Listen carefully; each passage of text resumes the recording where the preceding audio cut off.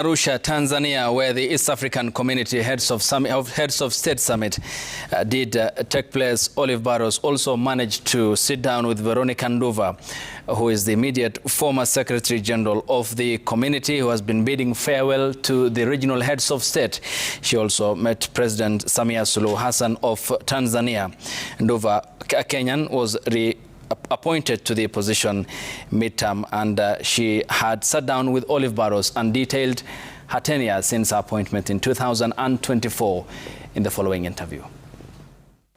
How do you feel in this moment, knowing, are people calling you outgoing SG? No, thank you so much, Olive. It's always a pleasure to talk to you. How do I feel? In one word, fulfilled. It's been a short ride. People are still calling me Honorable SG. My term expires April 25th. The new Secretary General effectively takes office on April 25th. So that's the one day where you overlap the outgoing and the incoming. But yes, technically I'm the outgoing SG at this point, yes. So you came in halfway, midway of Kenya's term. Yeah. What was that like? It was really, I remember the moment like it's yesterday, because I was in Mombasa at the airport, to be precise, from PS's retreat or a planning meeting. I can't remember which, and that was in April 2024. And I received a call from His Excellency, and he told me, I'm reassigning you, and then a flurry of calls, you know, from the Prime Cabinet Secretary and then the PS Foreign Affairs. And by that time, I didn't even know anything was happening at the ESC. I was not tracking. And so I had to board. The plane was almost leaving me. And I remember just the entire 45 minutes, you can't look at your phone. You can't really check what's happening. It was really one of the longest flights. I kept going over that phone call, and I'm like, what just happened? And so, yes, between April and June, then I really followed the conversations that Kenya had reassigned its Secretary General. And therefore, and I think there'd been another nomination. And then there was Veronica. And I was to take it up. So if you actually ask me what happened behind the scenes, I still don't know until today. All I know is that there was a phone call that changed my entire trajectory, and here I am. Okay. Yeah. So as you've told us, this was an unexpected appointment. But now, having been the Secretary General of the East African Community, has it changed your worldview? In every way. Because first of all, just the knowledge, because my training, my background has sort of veered or leaned on governance issues, political strategy, maybe now bureaucracy running the public service and all that. But then with this appointment, I've literally had to know a lot about everything. Because remember, the position of Secretary General, you're also the spokesman. You have all these invitations to represent the community at global, regional platforms, literally across the world. And for me, it has made me understand trade. I think, for instance, like trade issues have really become very interesting to me. I've enjoyed learning about the tariffs and non-tariffs, the common external tariffs, and all this jargon that I'd never really paid attention to. And really, I've now almost become an expert in that. Agriculture, it's been cross-cutting. Of course, peace and security was something that was up my alley, but then integration issues. But then my best has really been my deep dive into digitalization, AI, and really under my tenure, one of my biggest satisfaction is that the East African community is literally the only REC in Africa that has been admitted to the Global AI Alliance.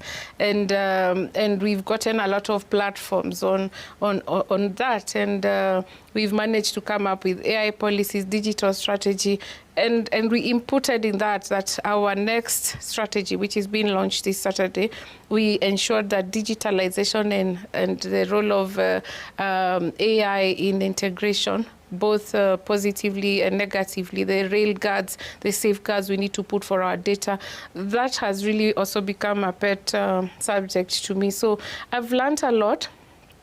I've gotten great platforms, and for that I'm really grateful. The fact that I've managed, sometimes it's almost surreal, when you look around the table and you're seeing presidents. I do not take that for granted, honestly. And that's a platform that was given to me. I don't know how to call it, It was just given to me, and I'm truly grateful to His Excellency the President for entrusting in me. But also, I remember the conversation I had with the President as I came to take up this role. And it looks like he knew something I didn't, that I now know. Because he looks at me and he said, "Utawezana," and then he laughed. That means he knew how intense this space is and how it's just volatile, and the issues can just, simple things, you go into council and you think, oh, today we're going to have an easy council, and then you can spend a whole hour on interpretation of terms or on something, and then you pick up the lesson that integration goes at the speed of consensus.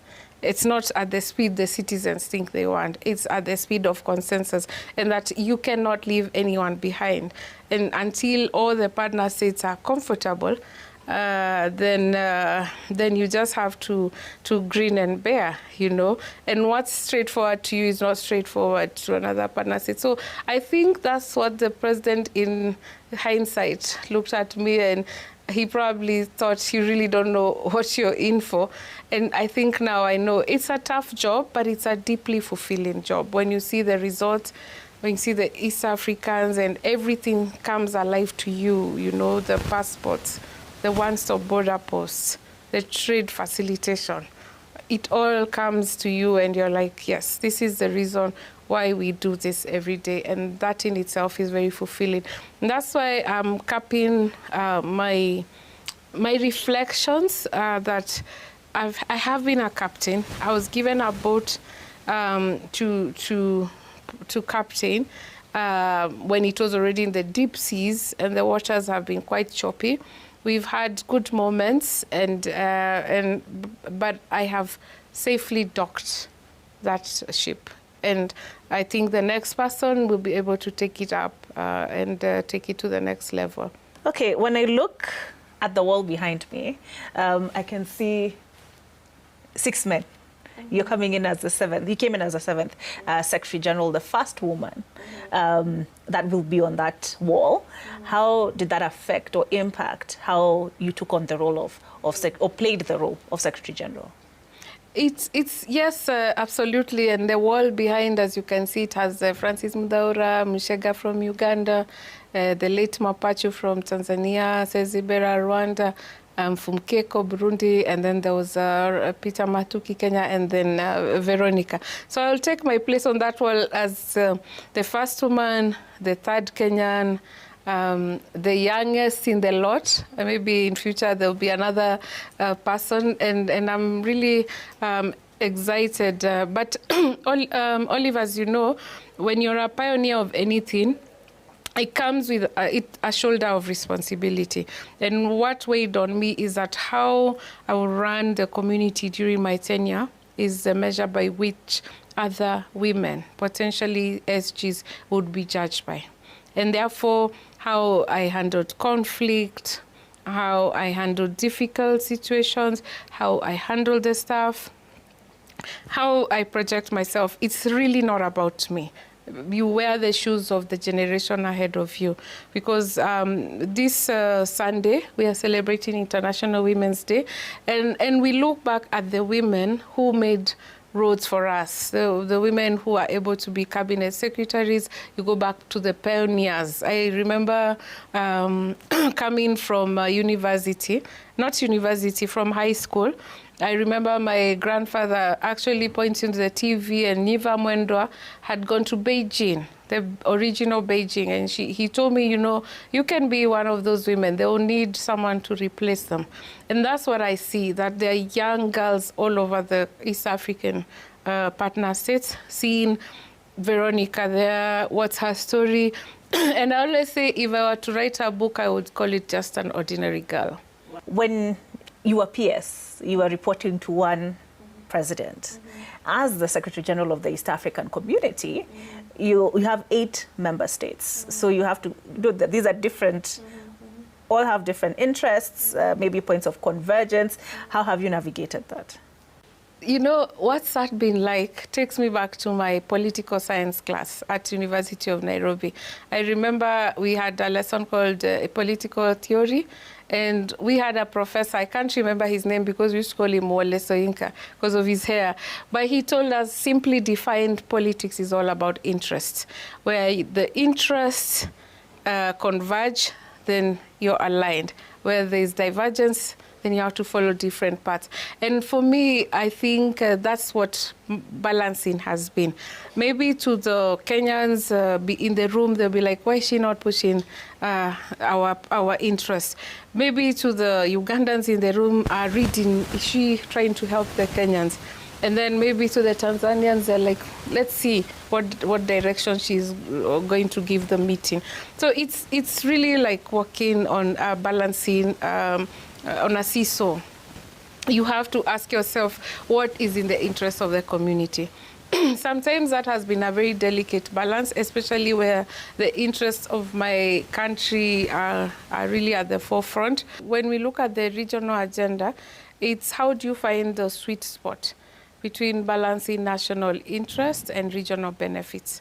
And that's where the protectionism, sometimes you'll see when partner states are struggling, because both are necessary evils.